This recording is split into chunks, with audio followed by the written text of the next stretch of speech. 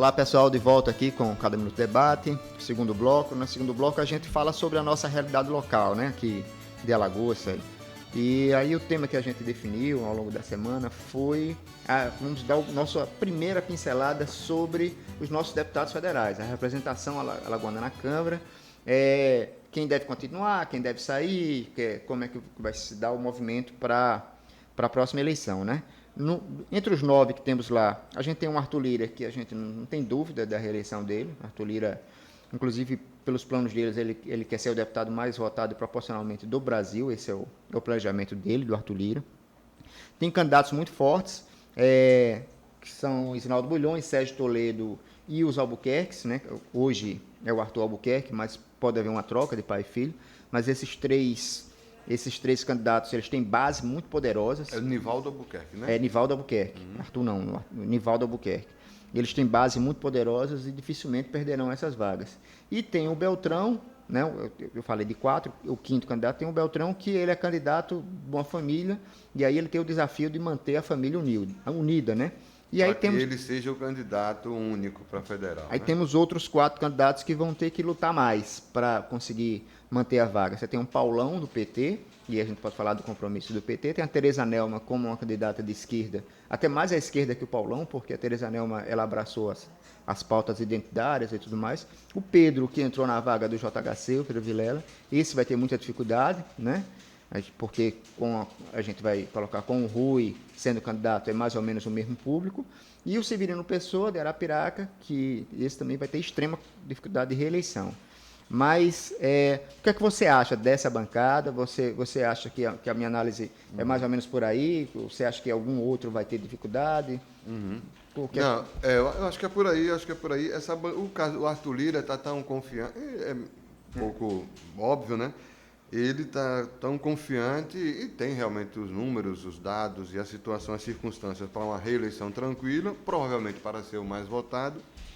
E ele já está trabalhando, na verdade, pela reeleição à presidência da Câmara, né? Isso. Independentemente do governo que assuma. Isso. Já disse isso, exatamente.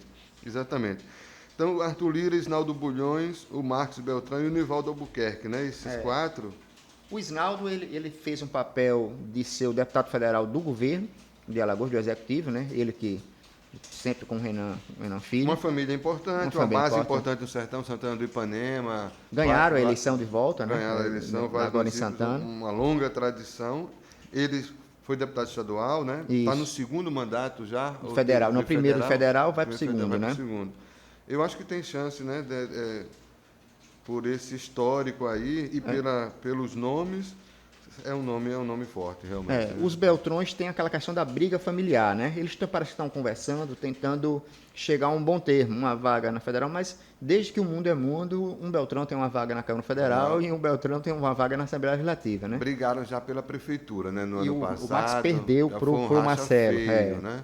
E isso envolve municípios, né? Mais de um município, envolve candidatos em Maceió, nas diferentes casas, né? Então é muita gente, né? A família já dominou, já simultaneamente, agora um pouco em épocas recentes, Piaçabuçu, Penedo, Jequiá da Praia, Pontal Coruripe. São 6 municípios, né? Que eles têm uma ascendência. Roteiro, né? Um domínio sobre o histórico e maravilhoso Baixo São Francisco, a família Beltrão dando as cartas. E o Max parece que ele colocou células em outros lugares também, tem os vereadores. Então é muito difícil você não ter um Beltrão na Câmara Federal, né? Agora, o Sérgio Toledo, o que faz, Célio? Por favor, me ajude nessa empreitada. O que faz o Sérgio Toledo na Câmara, além de lutar pelos cartórios? É uma luta... Uma luta árdua, né? Porque os cartórios né? Um setor muito prejudicado, né? Ao longo do tempo, né? Uma luta antiga. Essa pergunta vale para aí a gente ter 2 pontos, né? Uma discussão mais de fundo, que seria o que é, afinal de contas, o parlamento, o nosso parlamento, a qualidade desse parlamento, o parlamento brasileiro e a nossa bancada especificamente.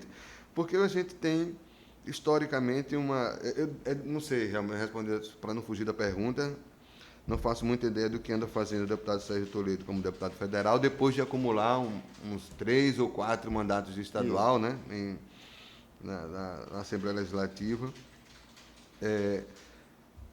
O Sérgio Toledo, assim como Severino Pessoa, né? Esses nomes parece que eles chegam lá mais por uma circunstância, né, de um período, numa eleição circunstancial, quase que um acidente de percurso, do que por uma coisa sólida que dê consistência, que mostre consistência para se manter nesse mandato, né, com estrutura, apoio, capacidade de costurar alianças, enfim. A gente teve, né, Givaldo Carimbão, Rosinha da Defal, pessoas que também que foram, bateram e voltaram, Cícero Almeida, exatamente, o próprio Ronaldo Bessa, né? Esse rapaz, esse Pedro Vilela, é um caso também de... É o segundo mandato, praticamente, né? Porque É um segundo mandato, mas porque ele herdou do JHC, né? Isso. Era o suplente do JHC, não conseguiu se eleger. Mas o que eu estou falando dele? Porque na primeira eleição ele se elegeu com mais de 100 mil votos. Isso, porque é a família Vilela. A família Vilela, o governador estava o Teotônio Vilela Filho, estava no comando do... Isso aí você veja. Então, aí o cara virou secretário de alguma coisa, que eu não lembro nem mais o que era, inexpressivo, naturalmente. Virou secretário só para ter interlocução, para poder costurar, caçar voto, mas não fez nada como secretário de coisa nenhuma, todo Mauricinho, bonitão e tal, virou deputado, não fez nada, não perdeu a eleição. Voltou agora porque é suplente do JHC. Ele parece mais um galã de novela, de série e tal, do que exatamente um homem público trabalhando por Alagoas. Mas, enfim, eu só estou brincando aqui com a aparência. Não conheço o que foi que esse rapaz já produziu de muito relevante aqui para o povo de Alagoas. Aí, sobre os novos deputados que podem entrar... Os que querem chegar lá, Querem chegar lá. Você tem o João Caldas. Eu vou falando e você vai dando feliz da vida, tá feliz da vida, né? Conseguiu a façanha aqui do filho. Ele é fortíssimo, né? Ele vai forte, né? Soltando fogos desde a eleição do ano passado, deve estar forte. É um cara experiente, né? Veteraníssimo, João Carlos. Agora, é um cara que na Câmara ele não será baixo clero, né? Ele sabe os caminhos, né? Ele já foi da Câmara, né? Enfim, prefeito de Bateguara. Ele é praticamente um deputado lá, né? Exatamente. Né? Aí você tem o Rui Palmeira. O que é que você acha? O Rui Palmeira tem... Eu não sei se ele tem... O desfecho da prefeitura foi muito complicado, né? Exato. Não sei se tem o recall, como chama isso, o nome dele, e enfim, fora do PSDB, né? Fora, enfim, é um desses nomes, um dos sinais do racha, da briga no PSDB. No caso, em Alagoas, é ele, a saída dele, enfim, não terminou os 2 mandatos, fez os 2 mandatos, está há 2 anos sem mandato, quer dizer, 2 anos até a eleição, não fez o sucessor na prefeitura de Maceió, né? Longe disso. Passou longe disso. O pessoal acha que ele atrapalhou. Teria feito um erro, teria cometido um erro, embora eu discorde disso, mas enfim, ficou a imagem de que ele cometeu um erro de avaliação ao não sair candidato a governador em 2018, né? Perdeu o bonde andando, né? Exatamente, o partido cobrou isso, aliados na prefeitura, principalmente isso, partidos aliados na prefeitura esperavam isso, né, para ter um nome, um palanque e tal, e ele retardou, patinou, não desistiu, cumpriu o mandato. E ficou, foi um desastre, né? No final, sim. A imagem dele na reta final do segundo mandato, eu nem estou aqui avaliando, seria uma ligeireza, né? O cara não estou avaliando para valer o mandato, os 2 mandatos, mas a imagem dele no final do segundo mandato é muito ruim, né? Não, muito ruim. Eu não sei não, cara, se tem... Estofo para chegar. Né? Para chegar, qual é a estrutura dele, qual é o tamanho da campanha do Rui Palmeira... Quem vai com ele, principalmente isso, a estrutura financeira para a campanha. E eu não sei se ele tem... eu acho uma eleição dificílima. Temos também 2 nomes aí do interior fortes. O Renato, prefeito de Pilar, segundo mandato já, reeleito com 90%, elegeu a esposa, quer dizer, é uma figura forte ali naquela região. E parece que ele tem colocado células em outros lugares também. Tem um partido para chamar dele, que é o PSC, ele tomou o partido. E o Júlio César, prefeito de Palmeira, também bem votado, numa região de grandes votos, tentando articular apoios, inclusive com o apoio do Renan Filho. São 2 candidatos que também devem pontuar bem. Podem ter. Essa coisa do prefeito do interior, o Júlio César Os dois são no segundo mandato, né? Os dois no segundo mandato. Atravessaram aí, pelo que eu vi, sem maiores problemas. Não, em termos de reeleição tranquila dos reeleição dois. Tranquila. E a gestão, né? Fora livre de confusões, como que atacam vários outros prefeitos aí enrolados, com afastamento do mandato, denúncia, confusão com as câmaras e tal. Eles são muito bem avaliados na cidade. Um exotismo aqui, outro ali, de vez em quando, pelo interior, sempre tem. Ele até passou lá por Palmeiras, mas nada que...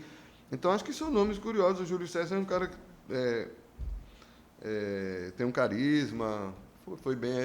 Me surpreendeu a vitória dele às vezes em Palmeiras. O cara consegue condensar o número de votos e entra, né?